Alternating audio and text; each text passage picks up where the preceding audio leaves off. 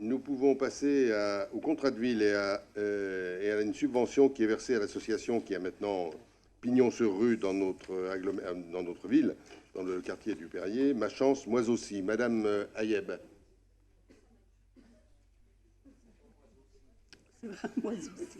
C'est ma chance, c'est pas moi aussi, oui. C'est nous aussi. Et c'est monsieur, monsieur Beauchot. Excusez-moi, on ne me l'a pas changé sur mon oui, bonsoir. Mais ça devait être Madame Ayeb, mais je la supplée pour raison de tout, qui va l'empêcher d'aller jusqu'au bout de la délibération. Donc, ah, bah voilà. Cette lourde responsabilité m'incombe désormais. Bonsoir à toutes et à tous. Oui, donc l'association Ma Chance, moi aussi, qui est installée à Annemasse depuis 2018, est une association qui intervient sur les quartiers prioritaires, qui a commencé son activité sur Chambéry il y a quelques années, et qui est une association, alors c'est une particularité, on va dire, en France, d'être quasi exclusivement financée par du mécénat, ce qui ne l'empêche pas parfois de demander un coup de pouce aux communes, c'est l'objet de la délibération de ce soir. Et donc c'est une association qui intervient dans les quartiers prioritaires et dont le but est d'accompagner des enfants, non pas en difficulté ou décrocheurs, mais d'accompagner des enfants qui ont un cadre familial qui peut être compliqué, un cadre familial où les ressources socio-culturelles ne sont pas forcément là, et que cette difficulté éducative qui existe au sein de la famille pourrait se répercuter à un moment sur la scolarité des jeunes qui sont accueillis. Et donc cette association, je trouve que c'est important d'expliquer un petit peu son fonctionnement. Cette association accueille chaque année une cohorte de 12 enfants qui commencent théoriquement au CP, accueille une cohorte de 12 enfants qui sont un peu un contrat qui est passé avec la famille. Et donc tous les soirs, les enfants sont récupérés à la sortie de l'école. Il y a des activités avec du soutien scolaire qui est proposé par des enseignants ou de la découverte d'activités culturelles, sportives, des visites, etc. Donc tous les soirs de la semaine. En plus de cela, les enfants sont pris en charge également le mercredi après-midi pour avoir des activités à nouveau sportives ou culturelles en passant des accords avec les clubs qu'il y a dans la commune. Et les enfants sont aussi pris en charge pendant les vacances scolaires, une semaine sur les 15 jours des vacances scolaires, à nouveau pour avoir des activités. Donc c'est un accompagnement qui est vraiment fait tout au long de l'année, qui plus est un accompagnement tout au long de l'année et tout au long des années, puisque ce qui a été mis en place à Chambéry et qui est en train d'être décliné sur d'autres territoires, notamment en Auvergne-Rhône-Alpes, c'est que les enfants sont accueillis une année et l'année suivante reste le même groupe, en allant par exemple au CE1 ou au CE2, et ils sont toujours accueillis théoriquement jusqu'à ce que les enfants aient 16 ans. Ce qui fait qu'on est sur un fonctionnement où d'une année à l'autre, les effectifs de l'association augmentent. La première année, ils sont 12, la deuxième année, ils sont 24, la deuxième année, ils sont 36, et on continue la table des 12 comme ça jusqu'à ce qu'ils aient 16 ans et jusqu'à avoir un fonctionnement de croisière. Et donc voilà, l'association s'est installée sur notre commune. Comme je le disais, son fonctionnement qui est important, hein, vous imaginez que l'ensemble des intervenants sont rémunérés, puisque voilà, l'association souhaite avoir des intervenants, d'une part, de qualité, ce qui ne veut pas dire que les bénévoles ne sont pas de qualité, mais avoir des intervenants qui seront toujours là. C'est-à-dire qu'à partir du moment où ils sont salariés, eh bien, les personnes doivent venir et on n'est pas sur un même système qu'un bénévole qui peut avoir une urgence familiale ou avoir un besoin et donc s'absenterait. Et donc, ces frais de fonctionnement qui sont assez importants sont assumés bien par le mécénat, par des entreprises qui investissent, puisque le fondateur de cette association, à la base, est un entrepreneur de la région de Chambéry. Et en général, ce que l'association demande aux collectivités, c'est de mettre à disposition un local. Le problème, c'est que nous, mairie d'Annemasse, on n'a pas de local à disposition, d'autant plus que c'est évolutif. Le local dans lequel ils sont depuis 2 ans va sûrement être amené à être changé dans les années qui viennent avec l'augmentation du nombre d'enfants accueillis. Et donc l'accord qui a été passé avec cette association, c'est que la mairie ne peut pas mettre à disposition un local. Par contre, on joue le rôle de facilitateur avec les bailleurs, et dans ce cas-là, c'est le bailleur Alpad, qui leur loue à un tarif préférentiel un local pour accueillir ces enfants. Et donc, la contrepartie est que la ville donne une subvention de fonctionnement, donc l'association fait ce qu'elle veut, qui correspond peu ou prou justement à la location de ce local. Et donc, c'est ce qui vous est proposé ce soir. On tient à dire qu'en cette période particulière qu'on vient de vivre, bien évidemment, les enfants n'ont pas été accueillis dans les locaux, mais l'association a quand même dû assumer la location de ces locaux. Cependant, l'association a continué à faire un lien avec les enfants et les familles, tout comme l'ensemble du personnel enseignant que je tiens à saluer ce soir sur son intervention pendant l'ensemble de la crise du Covid. Et donc, de la même manière, le personnel de l'association a continué à faire un lien, à accompagner les parents et les enfants sur les apprentissages qui étaient faits à distance. Et donc, c'est dans ce cadre-là qui vous est proposé ce soir de verser une subvention à l'association Ma Chance, moi aussi, d'un montant de 4 800 €, qui correspond donc à la participation aux frais de fonctionnement de l'association, et sachant que cette dépense était prévue dans la partie qui reviendra plusieurs fois dans l'année, la partie du soutien logistique aux associations, qui est une enveloppe que nous avons au budget et qui permet d'accompagner les associations dans le cadre de la politique de la ville sur des projets particuliers. Merci. Est-ce que vous avez des questions ou des remarques sur ce document? Oui, Madame Meika. Non, c'est Monsieur Yetudio. Oui, vous êtes intervenu, Monsieur le maire, en disant que l'association avait pignon sur rue. Vous pensez bien que je suis assez implanté au Perrier. J'ai demandé à beaucoup de personnes autour de moi, mais on n'a pas connaissance de cette association, et ni même du travail réalisé. Est-ce qu'on pourrait avoir au moins des résultats, savoir comment c'est géré? On vient, Monsieur Beauchot peut-être vient de vous expliquer. Non, je demande pas à ce qu'il répète. Non, mais je ne vais pas répéter, je vais répondre à votre question, il n'y a pas de souci. Peut-être que pignon sur rue n'était pas le terme particulièrement approprié. Il faut savoir que cette association donc, est installée dans le bâtiment des Gémeaux, rue du Sentier. Ça, c'est pour la localisation géographique. C'est une association qui travaille avec les partenaires de l'éducation, à savoir donc l'éducation nationale, les directeurs et directrices des écoles du quartier prioritaire, avec les travailleurs sociaux du quartier prioritaire, et on n'est pas dans quelque chose qui est un soutien scolaire ou un accueil de loisirs sur lequel on inscrit les enfants parce que ça nous arrange. C'est les professionnels de l'éducation qui identifient des situations où, comme je le disais, les enfants sont dans des familles qui peuvent avoir une difficulté éducative. Et donc, ces enfants-là sont orientés vers l'association. L'association prend contact avec la famille, présente son travail, etc. Donc voilà, on n'est pas dans un travail de publicité comme ça peut exister. Certaines associations le font très bien, à être très présents sur les réseaux et à s'afficher. Là, on est plutôt dans un travail de fond, dans un travail en lien vraiment avec le monde éducatif et les familles qui en ont besoin. Et donc, c'est pour ça qu'on n'est pas dans quelque chose qui est où il y a beaucoup de publicité. Au début où il s'était installé, même la ville pensait bien faire en mettant un mot pour présenter l'association et ses activités sur le Facebook de la ville. Et l'association nous avait dit attention, nous c'est pas comme ça qu'on travaille, on va vraiment chercher au cas par cas. On est dans le travail, on n'est pas dans l'affichage. Donc c'est pour ça que vous pouvez avoir l'impression qu'il n'y a pas une activité qui est mise en avant par différents médias. Mais voilà, il existe. Nous, l'association participe aussi au travail qu'on fait sur la parentalité, etc. Donc il se fait. Après, c'est une association, donc nous, on donne une subvention de fonctionnement, on fait le lien avec elle. Après, il y a la liberté aussi associative qui fait que l'association fait un petit peu, se construit et se gère comme elle le souhaite. Nous, on reste bien évidemment attentifs parce que dès que ça concerne l'éducation, c'est un sujet éminemment sensible.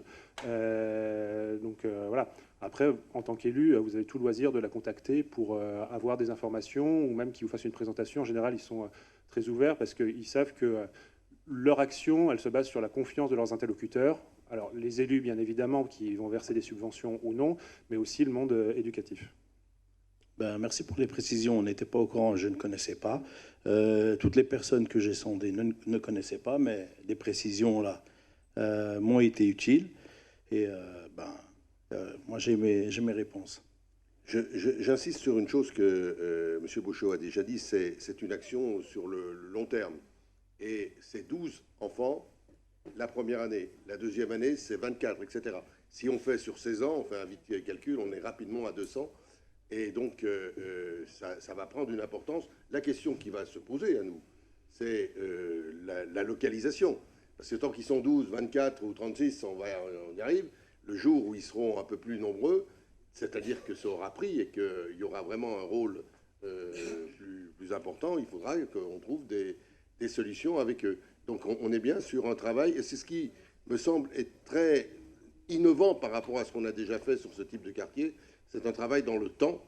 Et quand moi j'ai rencontré le fondateur de ce mouvement, c'est très clair que pour eux, le jour, même s'ils ne les encadrent plus après, leur objectif, c'est de lâcher le jeune qu'ils ont pris au CM1 ou au CE1. Je crois que c'est au CE1 qui commence. CP. CP. Et bien, de le lâcher avec un emploi. Voilà, c'est de le suivre jusqu'à l'emploi. C'est dire que c'est vraiment une action dans le. Non, mais dans le temps. j'ai absolument rien contre l'association, au contraire. Hein. Je complète, mais je voulais avoir un peu plus d'explications. Madame Meka. Oui, je voulais juste...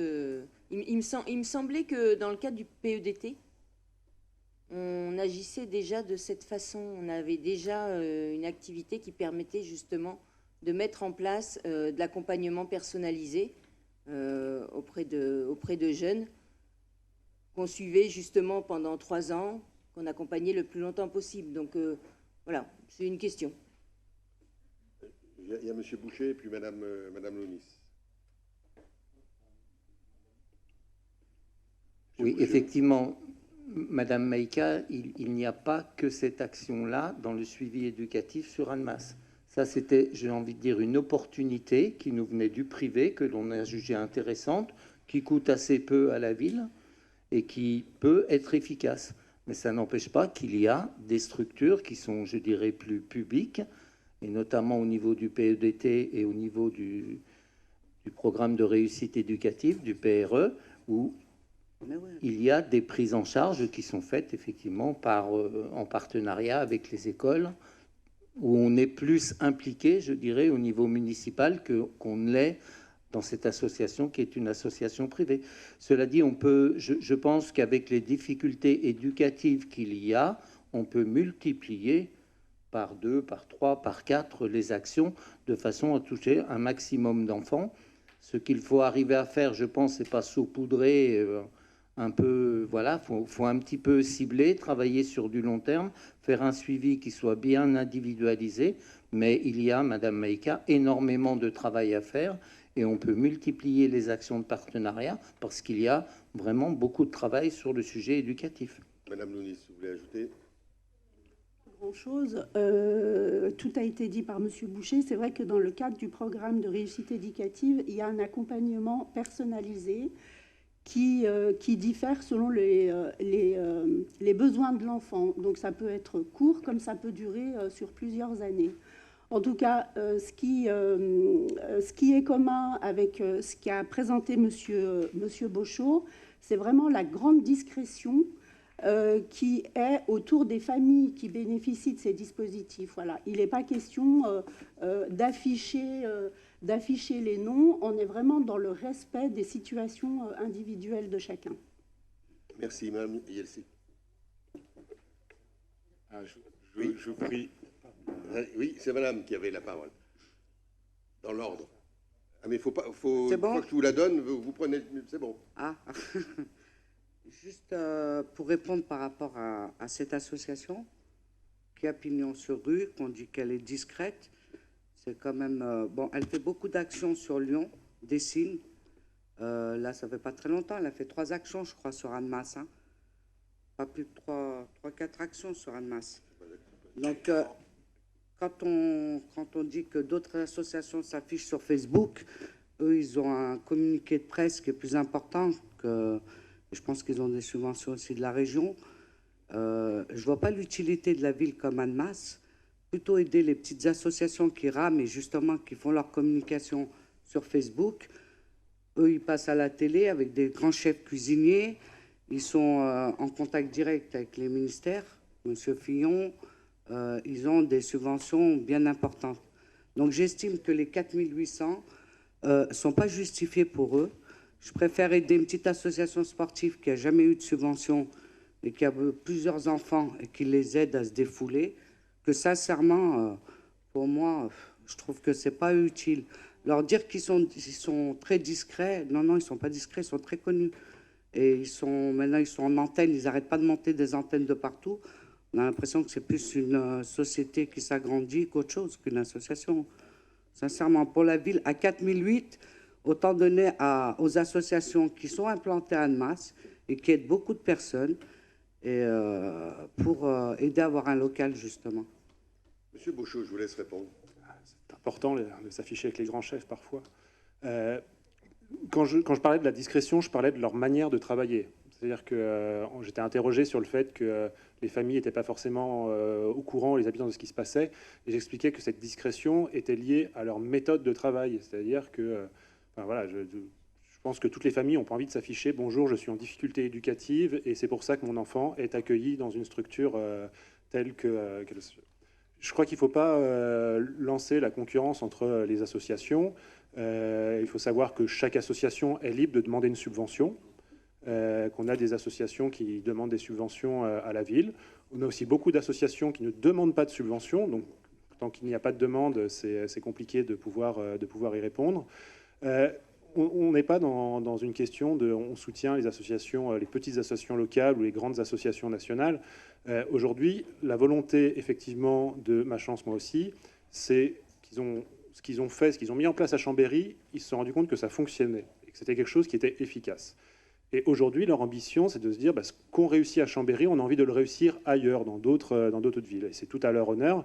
Et c'est vrai que voilà, s'ils arrivent à mobiliser des fonds pour pouvoir s'installer et ouvrir d'autres créneaux sur d'autres collectivités, et tant mieux pour les gamins qui sont accueillis. Ça, c'est, je pense, vraiment le plus important. Alors après viendra la question, je pense que vous aurez l'occasion de réintervenir, puisque effectivement la subvention est un instrument important dans la vie associative. Vous verrez qu'il y a des commissions qui existent où on parle, où on fait le point de tout ça. Après, voilà, libre à vous de considérer que ce que vous appelez une petite association mérite plus qu'une association plus structurée et plus importante. En tout cas, aujourd'hui, nous, on sait ce que fait cette association, on lui fait confiance et on lui apporte notre soutien. Tout comme on apporte notre soutien, et vous le verrez dans quelques minutes, M. Borel présentera l'enveloppe extrêmement importante que la ville accorde aux clubs sportifs pour vous montrer que voilà, ils ne sont pas délaissés et que l'éducation est importante, que le sport est important, que la culture est importante et qu'on on intervient dans ce qu'on considère comme étant pertinent. Non, mais je n'ai pas dit, excusez-moi, je ne parlais pas de l'association sur les familles, qu'ils n'étaient pas discrets. Non, je répondais aux remarques que j'ai entendues par rapport qu'elle ne s'affichait pas sur les réseaux sociaux, alors qu'ils ont un modèle de communication qui est bien plus important. Ils ont les moyens de leur politique. Ils ont un modèle de communication pour faire connaître l'association et sa philosophie de manière globale, mais ils ont une communication pour attirer notamment des financements auprès de mécènes. Par contre, sur le territoire, ils ont une communication qui est plus discrète, eu égard aux familles et aux enfants qui sont accueillis. Bien, je crois qu'on a fait le tour et qu'on va pouvoir passer au vote. Ah oui, Monsieur Loiseau avait demandé la parole. Je vous prie de m'excuser, mais j'essaye de découvrir des choses. J'adore recevoir toutes ces informations. Je vais le conseil municipal. Sans doute, la question est stupide. Ah, excusez-moi de poser des questions. Mais non, on plaisante. Sinon, on arrête tout. On plaisante. Mais je voudrais savoir, quand il y a une association à laquelle on donne une subvention, il n'y a pas un rapport d'activité, un bilan de l'année précédente, de quelque chose que l'on puisse lire, qui puisse nous être envoyé, de telle manière à pouvoir un peu nous imprégner du sujet avant de vous déranger à poser des questions sans doute très stupides. Après, c'est aussi important, je pense que c'est plus intéressant, effectivement, des fois de poser une question, et c'était aussi le sens de mon propos liminaire, de présenter l'activité de l'association, qui est sans doute plus digeste que de lire les statuts de l'association sur 30 pages qui sortent somme toute, ou d'avoir un rapport d'activité. Mais quand on met des rapports, notamment financiers, on nous pose encore des questions. Donc voilà, c'est aussi important de pouvoir échanger, j'imagine. On a quand même lu 500 pages avant de venir. Il faut savoir que toute association qui nous fait une demande de subvention doit nous donner un certain nombre d'éléments, y compris son rapport financier, y compris le PV de sa dernière Assemblée Générale. Donc c'est des éléments qu'on a, et si vous les souhaitez, on peut vous les faire parvenir. Après, voilà, je pense qu'on est aussi dans une logique qui est qu'on pourrait en amont vous faire parvenir tous les documents de tout mais qui finalement représenterait une masse assez indigeste. Et donc voilà, sur des demandes, etc., vous êtes parfaitement légitime, comme n'importe quel élu, à faire cette demande. Et c'est avec plaisir, je pense que la direction générale vous fournira les documents qui concernent cette association. Il y a des systèmes d'information qui permettent de partager des dossiers entiers et des rapports entiers qui permettent d'éviter les questions. C'est tout le sens d'une délibération numérique, d'une délégation qui a été prise. Donc je voudrais, c'est bien normal qu'il y ait des questions, mais je voudrais que, et on va prendre petit à petit le rythme de fonctionnement, il y a toute une série de questions qui sont posées en commission ou sur lesquelles vous pourrez avoir beaucoup plus de détails et la commission ayant lieu avant le conseil municipal, c'est bien évidemment que alors si les détails ne sont pas suffisants, on les réapportera en conseil municipal, mais le rôle des commissions, c'est justement celui de travailler, d'avoir connaissance des rapports, etc., et de pouvoir se positionner de cette manière-là. On n'est pas du tout dans la défiance. Hein. On Absolument, cherche juste non, les mais informations. Hein. C'est bien pour ça que c'est bien pour ça, Monsieur Loiseau, que je vous dis que votre place et les commissions seront composées au prochain conseil municipal. Votre place sera bien sûr importante dans ces commissions pour travailler sur ces sujets. Monsieur Janel.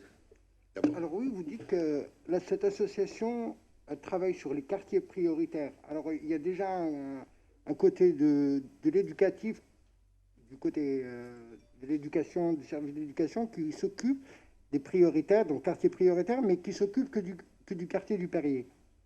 Donc, est-ce que cette association, dans son bilan, interviendrait dans les autres quartiers d'Annemasse, c'est-à-dire le Livron, le Romani, le Château-Rouge? Le Livron, Château-Rouge, c'est le quartier du prioritaire. Perrier, Livron, Château-Rouge. Voilà. C'est ça la délimitation du quartier prioritaire.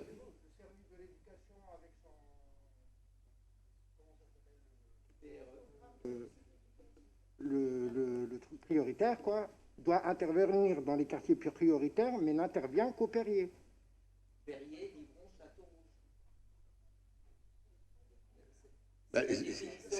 La définition des quartiers prioritaires de la ville, c'est Perrier, Livron, Château-Rouge. Non, mais il ne dit que Perrier. C'est pas vrai, c'est Livron, Perrier, Château-Rouge. Livron bénéficie de tout ça, et c'est le quartier de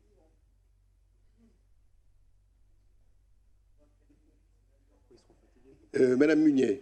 Oui, toutes les informations sont sur leur site internet. Je suis dessus là, en ce moment, justement. Voilà. Oui, on retrouve ces informations, bien sûr, à ces niveaux-là. Voilà, merci. Je vous propose de passer au vote sur cette subvention à ma chance, moi aussi.